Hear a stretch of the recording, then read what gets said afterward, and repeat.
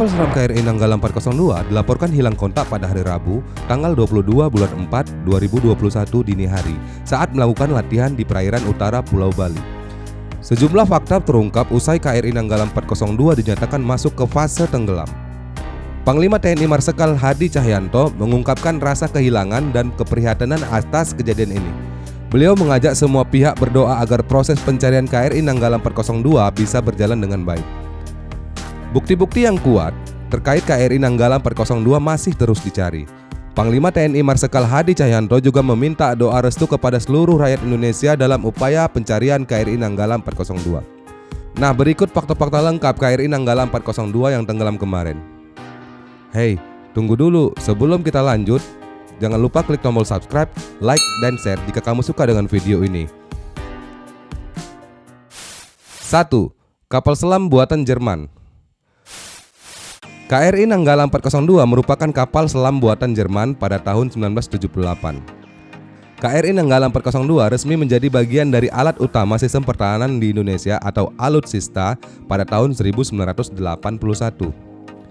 KRI Nanggala 402 yang mengambil nama dari senjata pewayangan Nanggala tersebut dibuat oleh pabrikan Howard Zwick, Kiel, Jerman pada tahun 1981, tipe U-209-1300. KRI Nanggala 402 ini merupakan satu dari dua kapal selam tua pabrikan Jerman. Pengadaan kapal selam ini pada tahun 1981 diawali karena Indonesia tinggal memiliki satu kapal selam yang masih bisa menyelam dari 12 kapal yang dimiliki. KRI Nanggala 402 merupakan kapal selam kedua dalam jenis kapal selam kelas Cakra. KRI Nanggala berada di bawah kendali Satuan Kapal Selam Komando Armada RI Kawasan Timur. Kapal ini merupakan kapal kedua yang menyandang nama Nanggala dalam jajaran TNI Angkatan Laut dan termasuk dalam armada pemukul TNI Angkatan Laut. 2. Spesifikasi Nanggala 402. KRI Nanggala 402 merupakan salah satu kapal selam andalan di Indonesia. Nanggala 402 memiliki berat 1.395 ton, dimensi 59,5 meter x 6,3 meter x 5,5 meter. Saat melaju, kecepatan kapal selam ini pun tidak perlu diragukan lagi. Kapal KRI Nanggala 402 diketahui dapat mencapai kecepatan lebih kurang 25 knot. Hal ini dikarenakan kapal selam ini mengandalkan mesin diesel elektrik. Setelah overhaul, KRI Nanggala 402 telah dilengkapi sonar teknologi terkini dengan persenjataan mutakhir, antara lain torpedo dan persenjataan lainnya. Sebelumnya, kapal ini sempat menjalani perawatan di galangan kapal Daewoo Shipbuilding and Marine Engineering, Korea Selatan pada tahun 2009 sampai 2012. 3. Dijuluki monster bawah laut.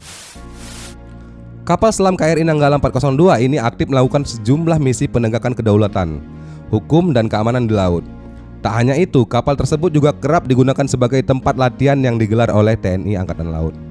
Pada tanggal 8 April sampai 2 Mei 2004 saat latihan operasi laut gabungan, kapal KRI Nanggala 402 ini menunjukkan kemampuannya sehingga dijuluki monster bawah laut. Saat itu KRI Nanggala 402 menunjukkan kemampuan dengan menembakkan torpedo. Dengan kemampuan mutakhir yang dimiliki, kapal selam ini berhasil menenggelamkan KRI Rakata yang dijadikan sebagai sasaran tembak dalam latihan. 4. Nanggala 402 jadi ujung tombak saat sengketa blok di Ambalat. Pada tanggal 21 April 2021, KRI Nanggala 402 pernah ditugaskan menjadi ujung tombak saat sengketa Indonesia melawan Malaysia di blok Ambalat yang kaya akan migas. Apabila terjadi hal-hal yang tidak diinginkan, menjadi tugas KRI Nanggala 402 untuk maju dalam peristiwa yang terjadi pada Mei 2005 itu. Tugas tersebut sesuai dengan peran kapal selam untuk mengintai, menyusup, dan memburu sasaran-sasaran strategis. Semua sesuai dengan keputusan politik pemerintah pada saat itu. KRI Nanggala 402 beroperasi sendiri karena saudaranya yaitu KRI Cakra 401 sedang diperbaiki total di Korea Selatan. KRI Cakra baru mulai beroperasi kembali Februari 2006. 5. Nanggala 402 tenggelam untuk selamanya. Hilang kontak sejak hari Rabu tanggal 21 bulan 4 2021 dini hari. KRI Nanggala 402 akhirnya dinyatakan tenggelam sekitar 3 hari kemudian, yaitu hari Sabtu tanggal 24 bulan 4 2021. Kapal selam TNI AL itu terdeteksi tenggelam di kedalaman 850 meter akibat retakan besar. Terdapat bukti-bukti otentik yang menguatkan hingga status berubah dari submiss, kapal selam hilang, menjadi subsunk, kapal selam tenggelam. Kepala Staf TNI Angkatan Laut, Laksamana Yudo Margono memaparkan adanya bukti otentik bahwa KRI Nanggala tenggelam. Bukti otentik yang ditemukan yakni alas yang biasa dipakai untuk sholat, spons atau busa sebagai penahan panas agar tidak terjadi kondensasi pada ruang bertekanan, hingga komponen peluru tabung torpedo.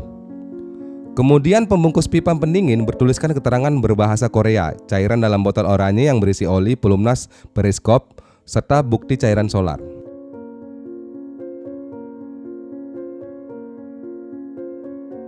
Nah, itulah tadi 5 fakta yang berhasil kami himpun tentang KRI Nanggala 402. Kami dan tim turut berduka cita atas tenggelamnya kapal KRI Nanggala. Innalillahi wa inna ilaihi raji'un. Semoga keluarga yang tinggalkan tabah dan korban diterima di sisi Allah Subhanahu wa taala. Amin ya rabbal alamin.